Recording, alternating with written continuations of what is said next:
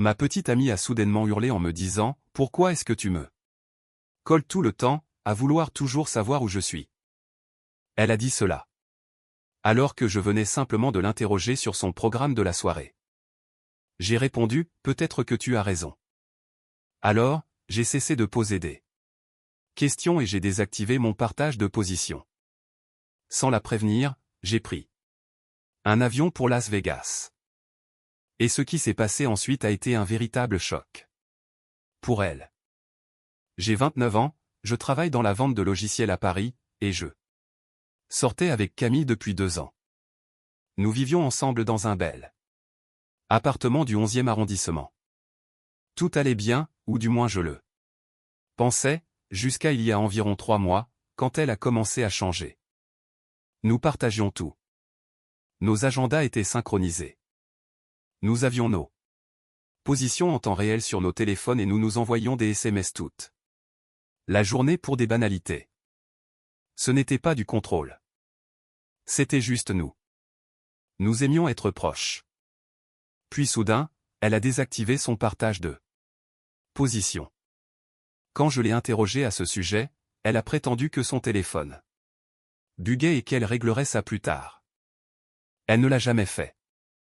L'explosion a eu lieu un mardi soir. Je préparais le dîner et j'ai demandé « Hey, tu penses rentrer à quelle heure de ton cours de yoga ce soir ?» Elle était dans la chambre et j'ai entendu ses pas s'arrêter. Puis elle a débarqué dans la cuisine, furieuse. « Pourquoi tu me fliques en permanence, à vouloir savoir où je suis ?» C'est étouffant, Thomas. Je n'arrive plus à respirer dans cette relation. Je suis resté là, ma spatule à la main, sincèrement confus. J'avais juste posé une question sur le yoga. C'est tout. Non, c'est constant. Tu as toujours besoin de savoir où je suis, ce que je fais, avec qui je suis. Je ne suis pas une enfant, Camille. Je n'avais posé qu'une seule question sur l'heure du dîner. Elle a croisé les bras. Peut-être que tu as raison de t'inquiéter. Peut-être que j'ai besoin d'espace. J'ai éteint la plaque de cuisson. Quelque chose n'allait pas, mais je n'arrivais pas à mettre le doigt dessus. Ok, tu veux de l'espace. Tu l'as. Ce soir-là, elle est allée à son yoga et est rentrée à 23 heures. Je n'ai pas demandé où elle était passée. Le lendemain matin, j'ai désactivé mon partage de position sans rien dire. Si elle l'a remarqué, elle n'a rien dit. Durant la semaine qui a suivi, j'ai testé quelque chose. J'ai arrêté de poser des questions sur son emploi du temps. Je ne lui envoyais plus de SMS la journée, sauf pour répondre aux siens. Je ne demandais rien sur ses soirées ou ses activités du week-end. Je suis devenu un colocataire poli, et elle a semblé soulagée. C'est là que j'ai su que quelque chose clochait vraiment. Une partenaire saine ne se réjouit pas de la distance émotionnelle. Mon ami Adrien a remarqué que j'étais distrait pendant notre match de basket hebdomadaire. Ça va, mec? Tu as raté 6 paniers faciles. Camille agit bizarrement. Elle m'a accusé d'être possessif juste parce que je posais des questions banales. Il a arrêté de dribbler. C'est de la projection. Mon vieux. Comportement classique de quelqu'un qui trompe. Elle ne me trompe pas. Alors pourquoi elle agit comme si elle était coupable? Je n'avais pas de réponse. Ce week-end-là, Camille a annoncé qu'elle partait 4 jours en séminaire d'entreprise à Annecy. Elle travaillait dans le marketing pour une boîte d'équipements outdoor et les séminaires n'avaient rien d'inhabituel. Mais il y avait quelque chose dans sa façon de le dire, presque trop décontracté, qui m'a retourné l'estomac. Tu pars quand? Jeudi matin. Je serai de retour dimanche soir. Cool. Amuse-toi bien. Elle m'a regardé comme si elle attendait plus de questions. Comme rien n'est venu, elle a semblé presque déçue. Les jours suivants ont été étranges. Elle rentrait et me racontait des histoires élaborées sur les sessions prévues pour le séminaire, exercice de team building, atelier de stratégie marketing, un intervenant d'une start-up. Tech. Le niveau de détail était excessif, comme si elle essayait trop fort de rendre la chose crédible. Mercredi soir, j'ai pris une décision. J'ai appelé Adrien.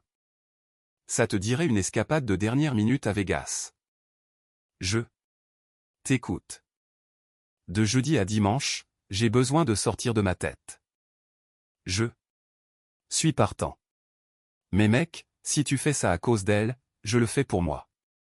J'ai besoin de me rappeler ce que ça fait de ne pas marcher sur des œufs.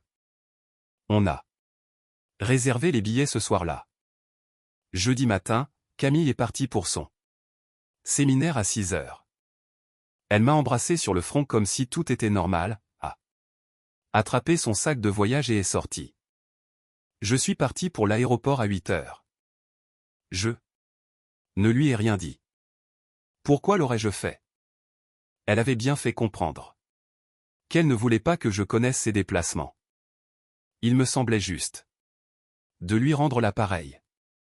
Vegas était exactement ce dont j'avais besoin. Adrien et moi avons enchaîné les tables de blackjack, vu un spectacle d'humour, mangé dans des steakhouse hors de prix, et je n'ai pas pensé à Camille pendant des heures. Mon téléphone est resté dans ma poche presque tout le vendredi. Quand j'ai enfin vérifié vers 21 heures, j'avais 7 appels manqués et une série de textos. Hey, ta journée se passe bien? Tu es silencieux. Tout va bien? Thomas, où es-tu? Pourquoi tu ne réponds pas? Je ne vois pas ta position. Il s'est passé quelque chose? Thomas, je commence à m'inquiéter. Réponds, s'il te plaît. Ce n'est pas drôle. Appelle-moi. J'ai montré ça à Adrien. Il a ri si fort qu'il a failli s'étouffer avec sa bière. Au purée, l'ironie. Elle ne supporte pas ce qu'elle t'a infligé. J'ai répondu simplement, je vais bien. Je profite d'un peu d'espace. On se parle dimanche. Mon téléphone a sonné immédiatement. J'ai décliné l'appel. Elle a rappelé, décliné.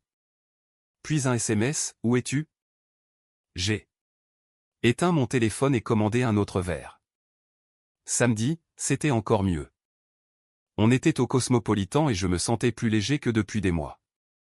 Le soleil était chaud, les verres étaient frais, et pour la première fois, je n'analysais pas chaque mot que je prononçais, inquiet de déclencher une autre explosion. Ce soir-là, j'ai rallumé mon téléphone pour trouver 23 appels manqués. Et un message vocal. Sa voix tremblait. Thomas, s'il te plaît. Je ne comprends pas ce qui se passe. J'ai appelé ton bureau, ils disent que tu as posé des jours de congé. J'ai appelé ta mère et elle ne sait pas où tu es. Je panique. S'il te plaît, dis-moi juste que tu es en sécurité. Adrien a haussé un sourcil. Ça fait beaucoup de panique pour quelqu'un qui voulait de l'espace, non? Et elle a appelé ton bureau. C'est intense. J'ai ressenti une légère pointe de culpabilité, mais je l'ai balayée. Je lui ai dit que j'allais bien. Cela aurait dû suffire. Je l'ai rappelé. Elle a décroché avant la fin de la première sonnerie. Thomas? Oh mon Dieu! Où étais-tu? Je suis en train de devenir folle. Je vais bien, Camille. Je prends juste du temps pour moi. Du temps pour toi? Qu'est-ce que ça veut dire? Où es-tu? Est-ce que ça compte? Silence. Puis doucement, oui. Oui, ça compte. Intéressant. Parce que la semaine dernière, tu m'as dit que demander où tu étais, c'était étouffant. Ce n'est pas. C'est différent. Tu as juste disparu. Non. Je t'ai dit que j'allais bien et qu'on se parlerait dimanche. C'est plus que ce que tu m'as donné. Thomas, s'il te plaît. Ce n'est pas juste. Juste? Tu as coupé ton partage de position, tu m'as hurlé dessus pour une question simple. Et tu as exigé de l'espace. Je te donne exactement ce que tu as demandé. Mais je n'ai pas demandé ça. Je n'ai pas demandé que tu disparaisses. Je n'ai pas disparu. Je suis un adulte qui fait un voyage. Tu saurais où je suis si tu te souciais vraiment de la communication au lieu d'utiliser la vie privée comme une arme. Son souffle s'est coupé. Où es-tu? On se voit dimanche soir. Profite bien de ton séminaire. J'ai raccroché. Mes mains tremblaient. Mais ça faisait du bien. C'était comme enfin se tenir debout après avoir été poussé au sol. Dimanche matin, Adrien et moi sommes rentrés à Paris. Je suis arrivé à l'appartement vers 19h. La voiture de Camille était sur la place de parking, ce qui m'a surpris. N'était-elle pas censée rentrer d'Annecy vers la même heure? Je suis entré dans l'appartement et elle était assise sur le canapé, clairement en pleurs. Ses yeux étaient rouges et gonflés, et elle avait des mouchoirs en boule à côté d'elle. Elle s'est levée immédiatement. Où étais-tu? J'ai posé mon sac. À Vegas. Son visage est devenu livide. Vegas?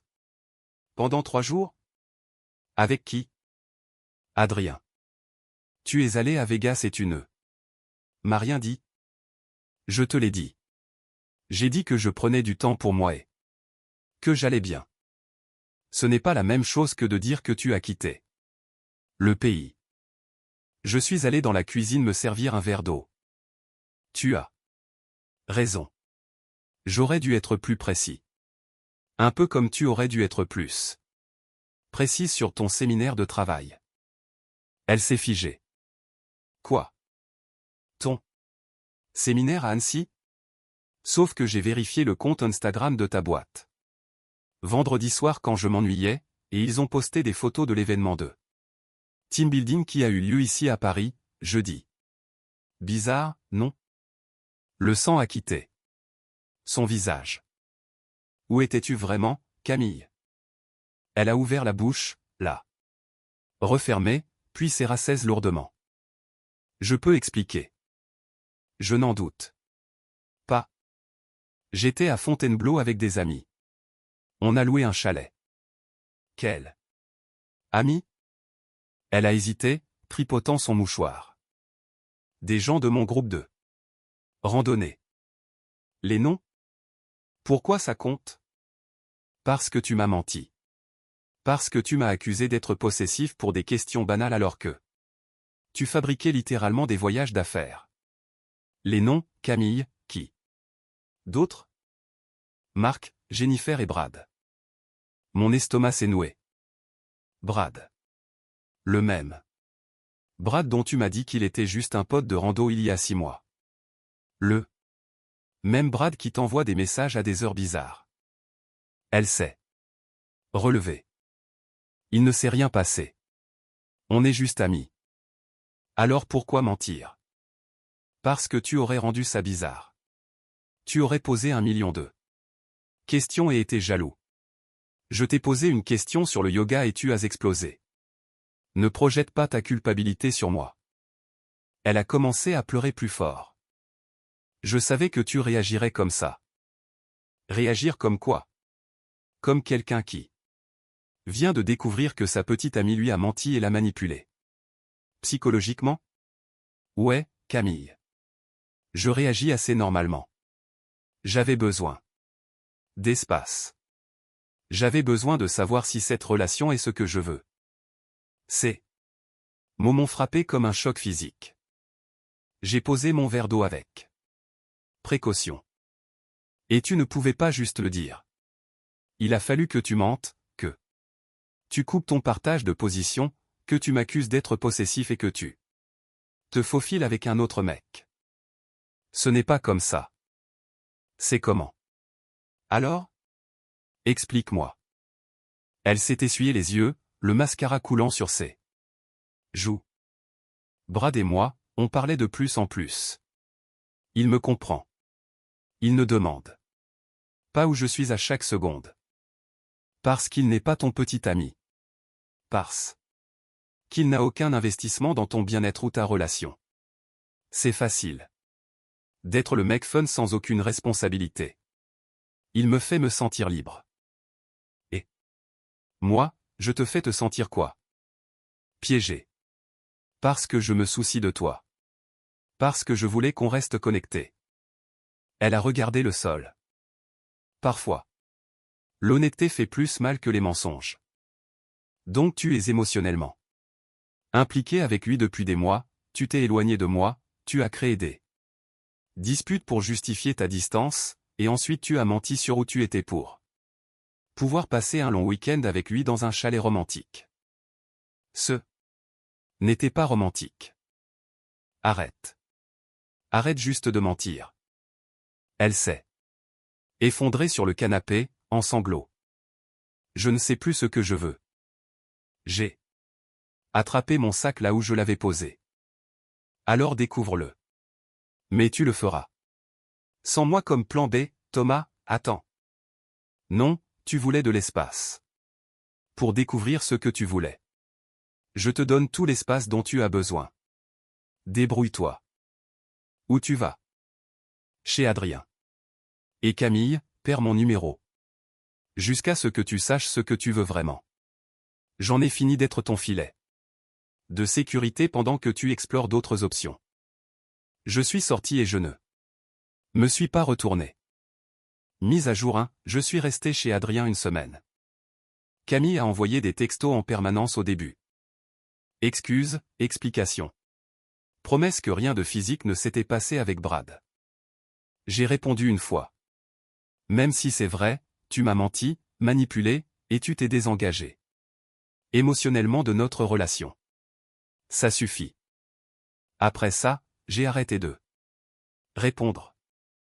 Ma mère m'a appelé jeudi. Camille m'a contacté. Elle est dévastée. Elle devrait l'être. Elle a fait exploser notre relation. Elle dit qu'elle a fait une erreur. Qu'elle était confuse. Elle a fait une série de décisions calculées, maman. C'est différent d'une erreur. Elle a prévu un faux voyage de travail, a désactivé sa position il y a des semaines, et a créé des disputes pour me faire passer pour un possessif afin de justifier ce qu'elle faisait. C'est juste, chérie. Je te dis juste qu'elle a essayé de te joindre. Je lui ai dit que tu avais besoin d'espace. Merci, maman. La petite amie d'Adrien, Lisa, est passée ce week-end-là. Elle connaissait toute l'histoire. Pour ce que ça vaut, tu as géré ça parfaitement. Elle voulait voir si l'herbe était plus verte tout en te gardant sous le coude. Tu as bluffé, elle a perdu. Je n'ai rien bluffé. J'ai juste arrêté de jouer au jeu. Exactement. C'est pour ça qu'elle panique maintenant. La semaine suivante, je suis retourné à l'appartement quand elle était au travail pour prendre mes affaires. Essentiel. J'ai laissé un mot, je reviendrai pour le reste la semaine prochaine. On doit régler le bail. Elle a appelé immédiatement. Je n'ai pas répondu. Elle a laissé un message, Thomas, s'il te plaît, est-ce qu'on peut juste parler en face? Je sais que j'ai merdé. J'ai mis fin aux choses avec Brad. J'ai bloqué son numéro. S'il te plaît, donne-moi juste une chance d'expliquer. J'ai supprimé le message. Mise à jour 2 semaines après. Vegas, on s'est enfin vu dans un café pour régler la logistique. Elle avait l'air épuisé. Cerne sous les yeux, cheveux attachés à la va-vite, pas de maquillage. J'ai tout arrêté avec Brad. Rien de physique n'est arrivé, mais j'ai arrêté quand même. Je lui ai dit que j'étais confuse et que j'avais fait une énorme erreur. Thomas, je suis désolé. J'étais perdu et j'ai mal géré tout. Ça. J'ai été prise par l'attention et l'excitation de quelqu'un de nouveau, et je me suis convaincue que notre relation était le problème, alors qu'en fait, c'était moi le problème. Tu as raison. On peut réessayer. Peut-être une thérapie.